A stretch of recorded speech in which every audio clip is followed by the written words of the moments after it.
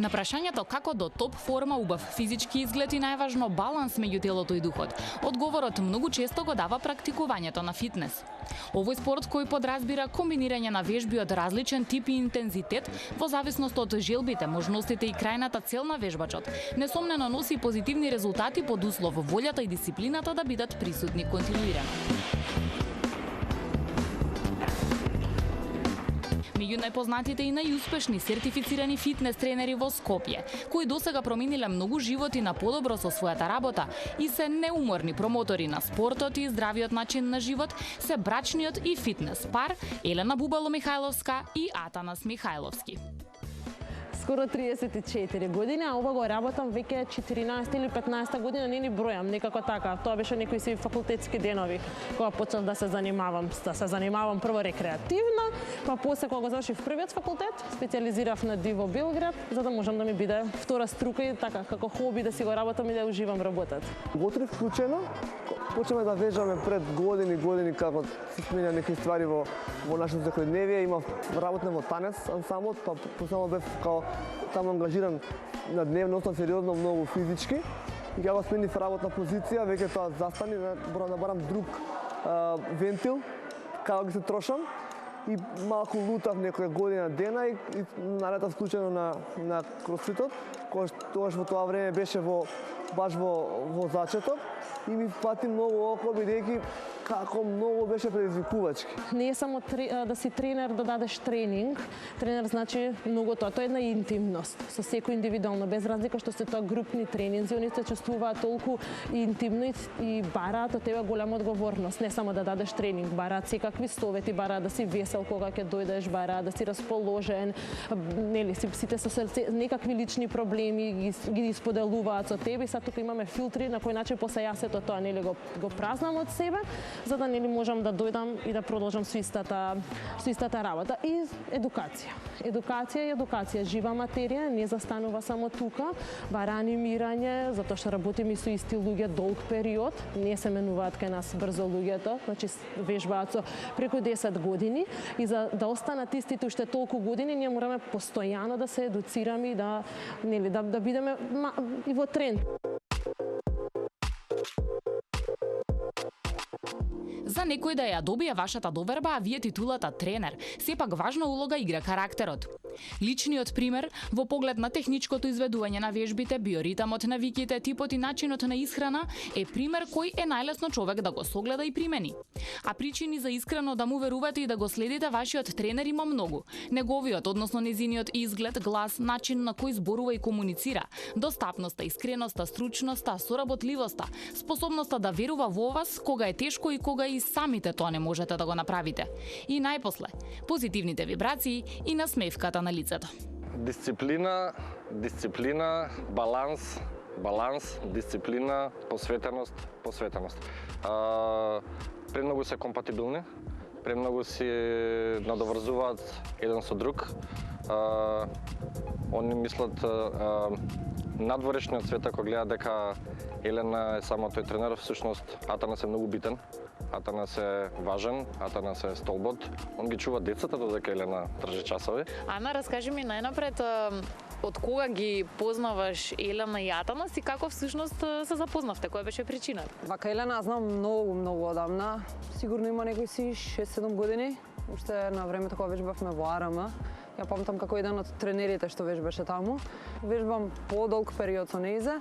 Еден ден ми вика, слушај, мислам дека треба пробаш кај маш ми малце кросфит да почнеш да вежбаш. Ја малце скептично тргнав со тоа, пошто кросфит знам дека е малце по-интензивен тип на тренинзи. Почнав еден тренинг и така ствари јас го запознавам Атанас. Какво е секојдневието на двајца луѓе кои се партнери во приватноста и во професијата? Во случајот на Елена и Атанас, меѓусебната љубов се случила пред сериозното сакање и посветеност кон спортот. Прво, за да го одговорам прашањето, треба да се вратам назад многу долги години. Јас и Атанас сме заедно од моја 14-та година. Значи, тоа се премногу. И треба меморијата од детството да ми се врати, вајда ние сме запознани на играорна, исто играорци бевме и така почна целата приказна. Раставме заедно. Не можам да одвам една, две, три работи кои што би ги кажала, меѓутоа ние буквално израснавме. Од деца сме заедно и нели кога растеш и кога се прилагодувавме долго време еден на друг, па да дојде целата приказна. Мислам дека тоа е најголемата причина. Многу долг период кој што сме издржале, не издржуваат така 40-15 години, на пример врска се земавме, еден податок. И сме поминале многу работи нели за време на врска и во тие млади години, ама најголемата причина мислам е растењето заедно и поминување на многу работи тогаш. Да сега веќе тие се нели едно нешто, некое миновно минато и не мораме сега да ги поминуваме. А кога ја имате таа среќа да сте деца на фитнес тренери како Андреј и Зои, тогаш здравите навики ги стекнувате од мали нозе. Легнувај. Стани. Скокни горе. Пак, уште еднаш. Доле. Стани. Скокни. И уште еднаш. О, брси. Браво, да пукне. Фау. Или сепак можете да останете верен наблюдувач и да уживате.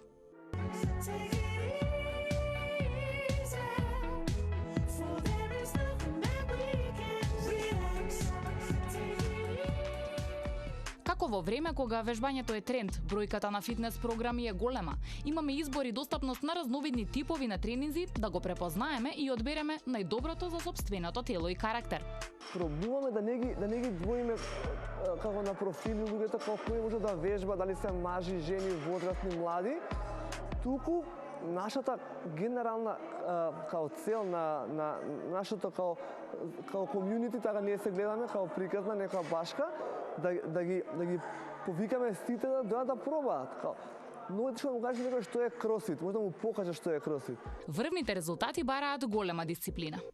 Различен тренер, различни методи за нејзино одржување. Искрено мислам дека се драстично различни. Елена доживуваме како мајка во сала, која што нон-стоп, да речеме, не строи, кај што е многу построго од Атанас. Атанас е многу посталожен, многу посмирен. Имам малце поразличен пристап од Елена. Елена е построга. Мислам дека и во самите тренинзи, односно она ние контролира, ајде да кажеме, на некој дел, во некој дел салат. Атанас е многу поблагиот во целата ситуација.